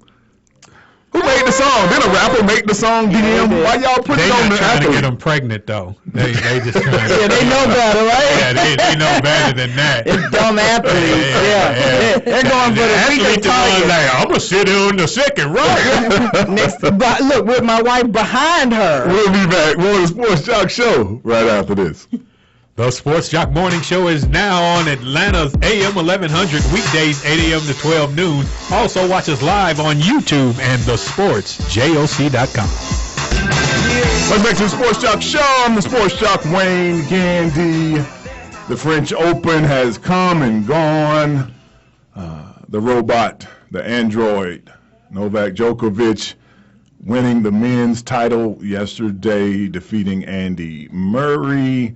And on Saturday, the great Serena Williams losing in the finals, going for trying to tie Steffi Graf, who is at number 22 in history as far as women's singles titles. Serena is still sitting on 21. I still think that Serena will capture 2 more titles. I think that our expectation for her, similar to Tiger Woods, we see them as invincible, but as we all know that play sports, time defeats us all. I think that Serena will be 35, and to me, True Chinwei, Big Kenny, it helps when she loses because it solidifies how hard it is to win. I think sometimes she's so good, we take it for granted that it's a win. She just has to show up. And to me, a little strife capturing this shows you that, no, this ain't no easy thing where you can just, that Steffi Graf, first and foremost, who doesn't get any real coverage for what she did on the court. And she's been gone away from the game a good 10, 12 years. I don't know if she ever even was around to face Serena, but I do know this shows that, hey, everybody's not out here just laying down. You're going to have to win, and all these matches that you have won, it solidifies. It's just like if Golden State goes out in these next 2 games and blows Cleveland out. Then it makes it seem like, well, the league is weak. But some strife, Serena having to work. She still has Wimbledon this year. She still has U.S. Open, 2 courts that she has dominated on to go. But I like a little losing here and there. I like that there's competition still out there, that somebody isn't just packing it in because I'm playing Serena. Golden State coming back from being down 3-1 is indicative of how difficult it is and how much intestinal fortitude and drive you have to become a champion. So Serena, keep pushing. You know I'm in your corner either way. You could drop out of tennis You're in tomorrow. all four of her corners. Hey, I'll box her in. I definitely will box her in. She is my favorite. So I just think that is something that helps her, helps the legend. That it wasn't just a whole bunch of pushovers. That's true. To get it. If she just won every year, everything, then it kind of takes away like who she's playing. That's what you start asking. And it shows that, no, there's some ladies out there that's willing to step up to the challenge. And as I've heard Chris Everett, who always, her and Martina Navratilova will always be linked together. She said she just had to catch Martina on her days when she wasn't on. And which she had to be on all the time. She had to be on and hope she was off. And that's kind of how you catch Serena. Like, hey, you show up with your game and let her do what she do. And every day she's not going to show up a game. Yeah, because Serena has distractions that a lot of the other players don't too. I mean, she's all over the place. If you follow her on Instagram or Twitter, her life is such that dog food. Yeah, she's always into something. So I mean, there are other players who live in bubbles and they come out and play tennis and that's all they do. And so they don't have that the distractions that and Serena might be on Instagram twerking on the street. Yes. Giving twerk lessons on the street. She designing clothes. Yeah, she did a Instagram post like that one day where she was giving twerk lessons in Florida, just out on the street corner. Yeah, but it's a reminder to get your focus together, Serena. Serena, we're counting on you. Get out there. And personally, on her off day, she's still pretty on. That's sweet. Is that what it is? That's really sweet.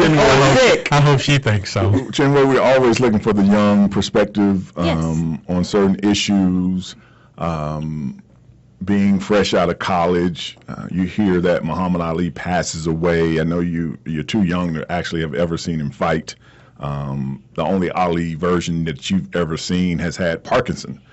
He was diagnosed in 84, 85 with that disease. Any story that your parents or anything that you have ever read that gave you a view of what he stood for? Well, actually, this year in my African American Studies class, we watched a documentary from the evolution of Cassius Clay and how him going to Miami really changed his viewpoint on a lot of things and his whole boxing career and things like that, and how he evolved into Muhammad Ali and he betrayed Malcolm X and he felt betrayed by Elijah Muhammad and all of those things. So I actually just really learned about him. I saw Ali when I was younger, but I don't remember what happened. So other than that, my parents, not really. My dad's not a huge boxing fan. He doesn't care too much for that. But my mom is South African, so she's not too concerned with American sports. So no, I was pretty much left to dry with that one. But you have studied it in class. Just that one time, though. Other than that, no one really... Well, for you to know his name is Cassius Clay yeah. is something, because most people in your age group probably... that's not as quick as they would have been able to answer it. I think they know he was the greatest. They see, the image that you have on your T-shirt is pretty common, but I don't think that people actually know. I mean, I saw all the Instagram posts, but I don't think that anyone in my age group actually knows what he did or how significant he was during his time, and he was like the most famous person at his peak. But in his death now, he's teaching generations. I mean, generations are learning about him as a result of him passing. Better late than never, honestly. And part of his greatness is the same thing we're saying with Serena, is that he fought in the era of the heavyweight. And the people that he fought, that whole group went to the Hall of Fame in boxing. Like, it was the heavyweights. The golden age of heavyweight boxing. When fighting was fighting, when boxing was boxing. They went 15 rounds. Most of them did it outdoors, even in auditoriums that didn't even have air conditioning at that time. Thriller in Manila. There was no 10-round, 12-round fights. Everything was 15 rounds.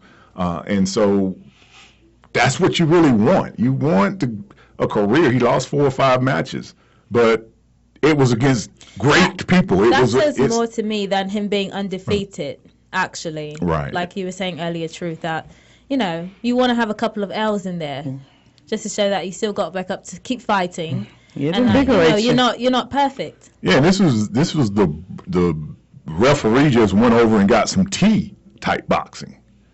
Ding, ding, ding. He goes over here. Y'all do what you need to do to each other. And you hear a lot of those guys talk about they was close to death. They were in hospitals. We showed a picture, I think, Floyd's last fight, where they went out.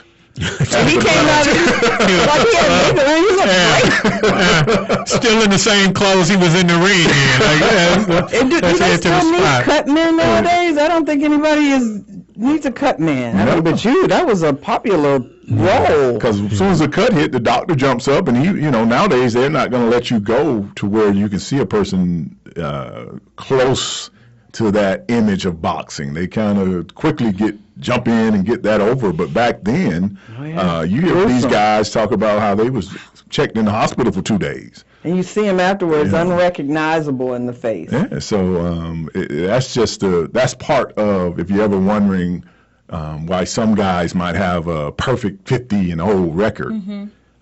This man was winning in the gold, as Big Kenny said, the golden age, where Foreman, Ken Norton, Frazier, the Spinks, the Floyd Patterson. These is where people, I don't even know if they weighed gloves. You just come in there and fight. They didn't have too many rules, and it was all about knocking somebody out.